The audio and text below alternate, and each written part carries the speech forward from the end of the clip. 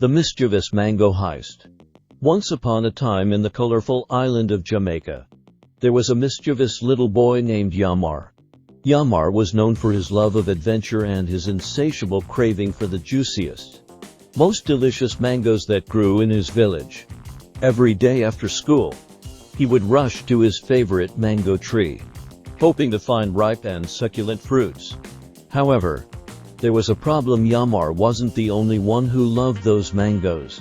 The tree was located in Miss Martha's backyard, a sweet old lady known for her mouth-watering mangoes and her watchful eye.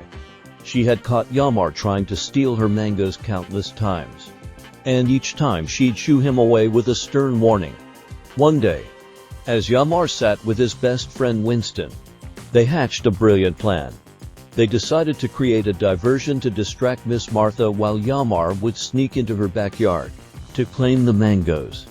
The next afternoon, as the sun beat down on the village, Jamar and Winston put their plan into action. Winston stood on the street corner, dressed in an oversized hat, big sunglasses, and an old jacket, pretending to be a blind man playing the guitar. "Come one, come all, help a blind man with a tune," Winston called out in a comically exaggerated accent. Villagers passing by were astonished. They had never seen a blind man playing the guitar before. They gathered around Winston, clapping and tossing coins into his hat. He put on a show that would have won him a talent competition. Meanwhile, Jamar seized the opportunity and stealthily crept into Miss Martha's backyard. He tiptoed towards the mango tree, his heart pounding in excitement. The sight of the juicy mangoes hanging from the branches made his mouth water.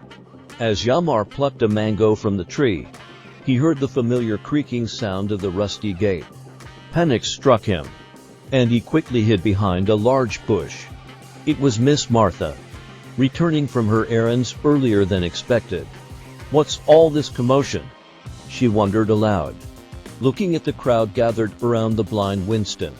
Winston, without missing a beat, continued to strum his guitar while making exaggerated facial expressions as if feeling the music deeply.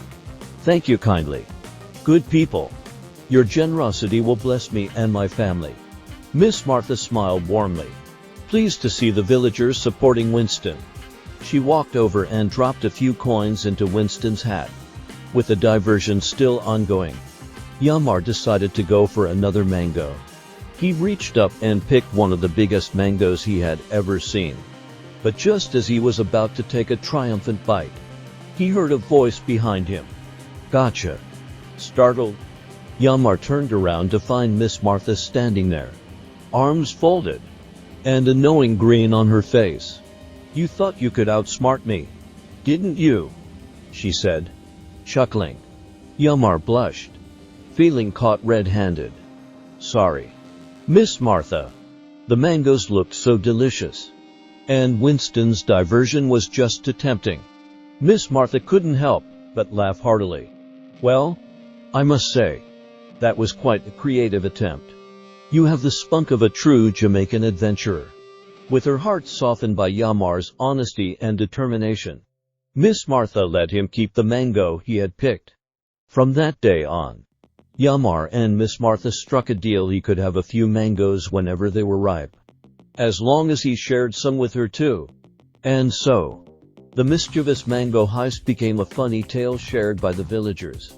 Jamar's love for adventure never diminished, but he learned that with a little honesty and humor, even the most daring escapades could end in friendship and delicious mangoes for all.